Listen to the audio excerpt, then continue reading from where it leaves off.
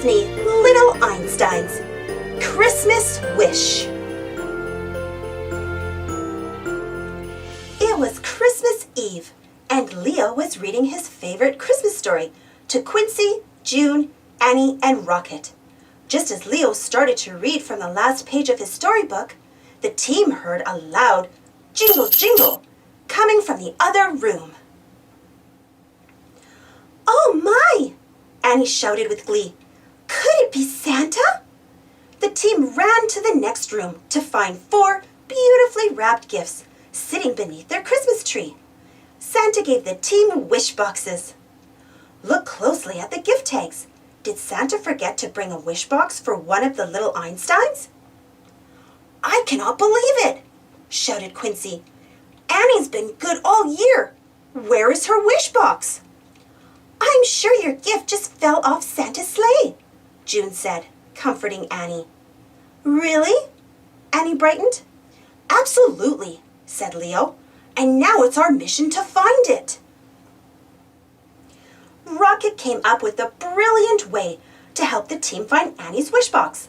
He used his own wish box to wish for a brand new gadget, a wish finder. Way to go, Rocket! Look at the wish finder. Do you think Annie's wish box is in New York City, Australia, the Himalayan mountains, or Paris? Yes, Annie's wish box landed in the Himalayan mountains in Nepal. "Annie's wish box isn't on just any mountain in Nepal," exclaimed June. "It's on top of Mount Everest, the tallest mountain in the world." "Uh-oh," joked Quincy. "I know 'tis the season to be jolly, but I'm afraid this merry mission is turning into a mission impossible." "Come on, Quincy, where's your Christmas spirit?"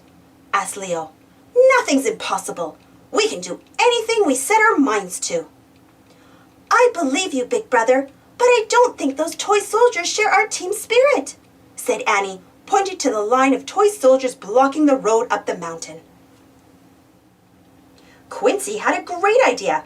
He'd simply wish for a special instrument he could play to make the soldiers march out of the way. Which instrument do you think he wished for? Yes, Quincy wished for a drum. Use your hands to clap along to Quincy's holiday marching song. "We're on a mission, pa-rum-pa-pum-pum. So please just listen, pa-rum-pa-pum-pum. Show us the path that's best, pa-rum-pa-pum-pum. Up to Mount Everest, pa-rum-pa-pum-pum. Rum-pa-pum-pum, rum-pum-pum-pum. Then I'll play for you, pa-rum-pa-pum-pum, on my drum." "Thank you, Quincy," cried Annie. "That was very brave." "Ah, it was nothing," Quincy said, blushing. The team was ready to head up the mountain, but first they had to solve a puzzle. They needed to find 7 items on the mountain, each beginning with a letter from the word holiday. Can you help them find all 7? Great job! The other 8 items pictured on the mountain all begin with the same letter. Can you name that letter? That's right. They all begin with the letter C, as in candy cane. Rocket started back up Mount Everest, but found that candy canes were popping up everywhere. There wasn't enough room for Rocket to zoom around the candy canes. What could he do? Luckily, June had a plan. June used her wish box and wished for ballet boots. They're perfect for dancing in the snow. The boots would help her tap the candy canes back down into the snow, leaving a clear path for Rocket to get up the mountain. Good thinking, June. Using her super ballerina bounce, June needed to jump on top of each candy cane in order to push it down into the snow. Can you help her? How many times will she need to jump for all of the candy canes to disappear? Yes, it took 7 jumps to get all of the candy canes back down into the snow. Great job counting! "Way to go, June!" shouted Quincy. "Ah, June, you used your wish to get me my wish," said Annie, hugging her. "How generous!" "Well, Christmas is about giving to others," June beamed. "So true, June," agreed Leo. And since I still have a wish to use, I'm going to give us all something we really need. Light!